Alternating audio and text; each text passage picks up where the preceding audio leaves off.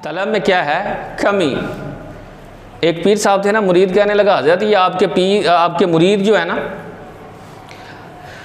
तरह तरह के मुरीद आते हैं आपसे आकर कहते हैं हज़रत मुझे मदीने की ज़ियारत हुई, मुझे बगदाद शरीफ की ज़ियारत हुई है, मैं अजमेर शरीफ ख्वाब में गया था, मैं भी आपका मुरीद हूँ, मुझे तो कोई ज़ियारत नहीं होती।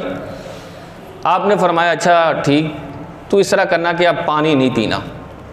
अच्छा हज़रत पानी नहीं पीता। एक दिन 2 दिन आप समझते हैं रमज़ान की गर्मी में रोज़ा रखा हो, शाम को सबसे पहले किसकी तरफ हाथ बढ़ता है?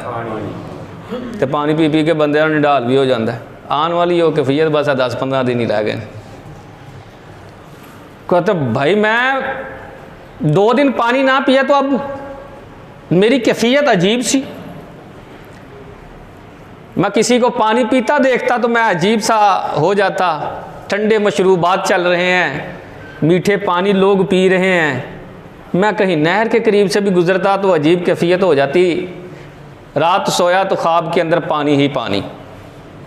पीर साहब की बारगाह में हाजिर हुआ। पीर साहब फरमाने लगे हाँ भाई मदीने की ज़ियारत हुई। कहने लगा पीर साहब मदीने की तो ज़ियारत नहीं हुई, ख्वाब च पानी पानी लब्बा है। आपने फरमाया जो तलब तेरे अंदर पानी के लिए थी, अगर वो मदीने के लिए आ जाती तो सुन, फिर तुझे मदीना क्या मदीने वाले की भी ज़ियारत हो जाती। तलब सच्ची नहीं है हमारे अंदर, असल ये चीज़ है। अपनी तलब को सादिक करें। और इन रिवायात को बयान करने का मकसद एक ये भी है कि हम पर भी परेशानी आती हैं। दुनिया है ना भाई, परेशानी ज़िंदगी का एक हिस्सा है।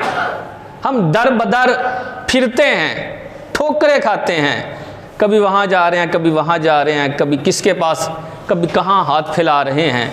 यार क्यों नहीं हम आमिना के लाल की बारगाह में भी इस्तिगासा पेश करें? इतनी सारी एप्लीकेशनें आप जमा करवाते हैं, मुख्तलिफ दफातर के अंदर धक्के खाते हैं, एक एप्लीकेशन आमिना के लाल की बारगाह में भी तो जमा करा लेनी चाहिए ना यार।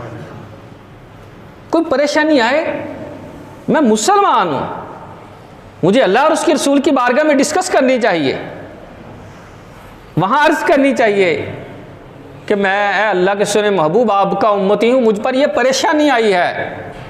आप निगाहे करम करें तो परेशानी परेशानी नहीं रहेगी। आपका देखना, आपका निगाहे करम फरमाना ये सारे दुखों को सुखों में बदल दे। तो है अल्लाह के सोने महबूब आप करम फरमाएं, हमारा ये अंदाज होना।